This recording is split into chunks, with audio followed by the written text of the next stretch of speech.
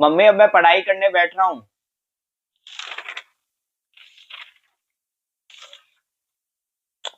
यार कल बहुत बड़ा टेस्ट है यार, तो मैंने कुछ भी नहीं पढ़ा है उसके लिए। कैसे होगा यार, पिछली बार वाले टेस्ट में भी बहुत कम मार्क्स आए थे मेरे। इस बार कितने आएंगे यार? इस तरह से चला तो कैसे सिलेक्शन होगा मेरा? कहीं फिर से तो ड्रॉप नहीं लेना पड़ेगा। और मेडिकल कॉलेज मिल जाए बस एक यार। क्या करना चाहिए यार? 30 minutes later. पढ़ाई करता हूँ। हाय गाइस, दिस इज वैभव। अब एक बारी के लिए इस वीडियो को पॉज करना और कमेंट में बताना कि जो अभी मैंने ये 30 सेकंड की तुम्हें क्लिप दिखाई उससे तुम कितना रिलेट करते हो और क्या तुम भी इस चीज को अपने टाइम पे फेस कर रहे हो कि नहीं। देखो, स्ट्रेस और ओवर थिंकिंग दो ऐसी चीजें हैं जो तुम्हारी नीट प्रिपरेशन में से धीरे धीरे छुपके से तुम्हारा ऐसे टाइम ड्रेन कर लेंगी कि तुम्हें पता भी नहीं चलेगा कि तुम्हारा इतना टाइम इन सब में वेस्ट हो चुका है।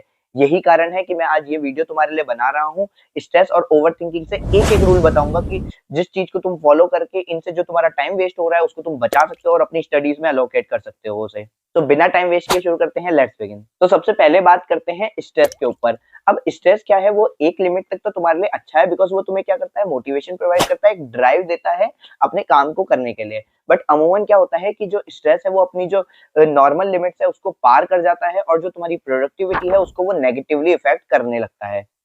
अब सबसे पहले तो तुम्हें पहचानना कैसे है कि तुम्हें स्ट्रेस हो रखा है किसी चीज से या नहीं। तो देखो, इससे क्या होगा कि इन जनरल ना तुम्हें हैवीनेस फील होने लगेगी अपने दिमाग में। तुम कुछ भी चीज करने जाओगे तुम्हारा मन नहीं लगेगा, तुम्हें लग रहा होगा कि कुछ तुम्हारे दिमाग पे बोझ है जो तुम्हें हर चीज में परेशान कर रहा है, तुम्हारी प्रोडक्टिविटी को लो कर रहा है। और कई बार ऐसा होगा कि तुम पढ़ने बैठोगे बट कुछ अलग ही चीज है जो तुम्हारे दिमाग में चल रही है। कोई ऐसी बात है जो तुम्हारी फैमिली में हुई है या कोई और तरह की बात है जो तुम्हारे दिमाग में चली जा रही है और वो तुम्हें पढ़ने नहीं दे रही, तो इसका मतलब तुम्हें उस चीज से स्ट्रेस हो रहा है। तो अब इससे डील कैसे करना है?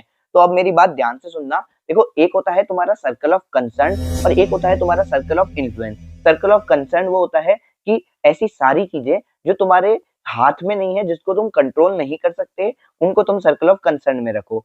और सर्कल ऑफ इन्फ्लुएंस होता है जो सब चीजें तुम्हारे हाथ में है, जिनको तुम कंट्रोल कर सकते हो, वो तुम्हारे सर्कल ऑफ इन्फ्लुएंस में आ गई।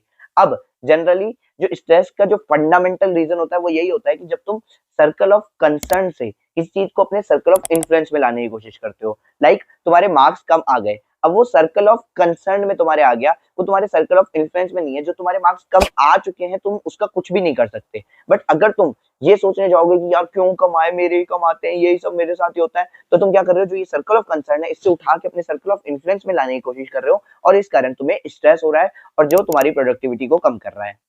तो तुम्हें सिंपल क्या करना है, जब भी तुम्हें स्ट्रेस हो तुम्हें क्या करना है, तुम्हें एक पेज लेना है, उस पे लिखना है कि किस कारण से मुझे ये स्ट्रेस हो रहा है और फिर उसको क्लासिफाई करो कि वो तुम्हारे सर्कल ऑफ कंसर्न में आता है या तुम्हारे सर्कल ऑफ इन्फ्लुएंस में आता है। ठीक है। अब अगर वो तुम्हारे सर्कल ऑफ कंसर्न में आता है तो तुम्हें क्या करना है, तो तुम्हें उसके लिए टेंशन लेनी नहीं है, बिकॉज वो तुम्हारे कंसर्न में है, तुम उसका कुछ कर ही नहीं सकते, वो तुम्हारे कंट्रोल में ही नहीं है। ठीक है।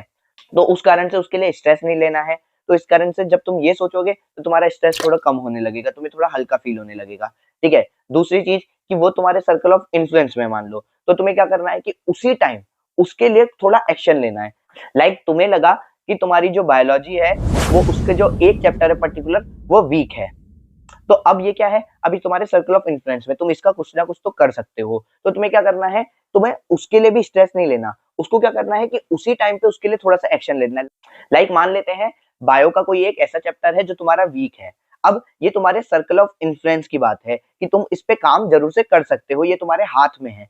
तो तुम्हें क्या करना है, अब उस पे उसी टाइम पे एक्शन लेना है। लाइक तुम्हें क्या करना है, बुक खोली तुमने तुमने वो चैप्टर खोला और उसको तुम पढ़ने लग गए। अब इससे क्या होगा कि जैसे जैसे तुम उसको पढ़ोगे उसकी चीजें तुम्हें दिमाग में आएंगी और वो क्या होगा, तुम्हारा जो स्ट्रेस हो रहा था तुम्हें उसके कारण से वो तुम्हारा कम होगा। तो इस तरह से तुम जो स्ट्रेस है उसको तुम कम कर सकते हो, चाहे वो तुम्हारे सर्कल ऑफ कंसर्न में है तब भी स्ट्रेस नहीं लेना है, सर्कल ऑफ इन्फ्लुएंस में है तब भी स्ट्रेस नहीं लेना है। ये चीज मैं काफी बार अप्लाई करता था अपने टाइम पे और इससे मेरे को काफी हेल्प हुई है। तो अब आते हैं ओवर थिंकिंग पे। अब ओवर थिंकिंग स्ट्रेस से थोड़ा सा अलग है। स्ट्रेस तो तुम्हें तुम्हारे खराब टाइम पे अफेक्ट करेगा, जो ओवर थिंकिंग है ना वो दोनों टाइम में तुम्हें अफेक्ट करेगा, चाहे तुम्हारा अच्छा टाइम हो चाहे तुम्हारा बुरा टाइम हो। लाइक ऐसा एग्जांपल लेते हैं, तुम्हारे टेस्ट में मार्क्स अच्छे है तो अब तुम क्या सोचोगे, यार अब मेरा सिलेक्शन हो जाएगा, फिर मैं कौन से मेडिकल कॉलेज में जाऊंगा, फिर मैं दोस्तों के साथ ट्रिप पे जाऊंगा, फिर मैं क्या क्या करूंगा वहां पे, तो इसमें तुम्हारा टाइम वेस्ट हो जाएगा। दूसरा, अगर तुम्हारे मार्क्स कम आए तो यार मेरा सिलेक्शन नहीं होगा, मम्मी पापा क्या सोचेंगे, आसपास वाले क्या सोचेंगे, मेरी बहन क्या सोचेगी, मेरे मार्क्स अब कैसे बढ़ाऊं मैं, क्या मेरे को वापस से ड्रॉप लेना पड़ेगा। तुम इन सब चीजों में अपना टाइम वेस्ट कर दोगे, बट एट द एंड तुम्हारा हो क्या रहा है, टाइम वेस्ट ही हो रहा है। तो तुम्हें क्या करना है ना, अपने आप को ऑक्यूपाइड रखना है, अपने आप को ऑर्गेनाइज रखना है, अपने लिए एक रफ सा शेड्यूल रखो कि मैं इस टाइम पे ये करूंगा, इस टाइम पे ये करूंगा, ताकि तुम खुद को इतना फ्री टाइम दो ही नहीं कि तुम इन चीजों पे टाइम लगा पाओ। और इसके बाद भी अगर तुम्हें ऐसा फील होता है कि मैं ओवर थिंकिंग कर रहा हूँ, तो क्या करो कि उस टाइम के लिए 5 मिनट का टाइमर लगाओ और अपनी बुक खोल के बैठ जाओ कि बस 5 मिनट तो एटलीस्ट मुझे पढ़ना ही पढ़ना है। जब तुम लगातार ये 5 मिनट पढ़ लोगे ना, तो तुम्हारे दिमाग से जो ये सारे थॉट्स थे वो गायब हो जाएंगे और फिर तुम अपनी पढ़ाई को और ज्यादा टाइम दे सकते हो। सो यही थी कुछ तरीके जिससे मैंने ओवर थिंकिंग और जो स्ट्रेस है उनसे डील किया था। अब मिलेंगे नेक्स्ट वीडियो में। Thanks for watching.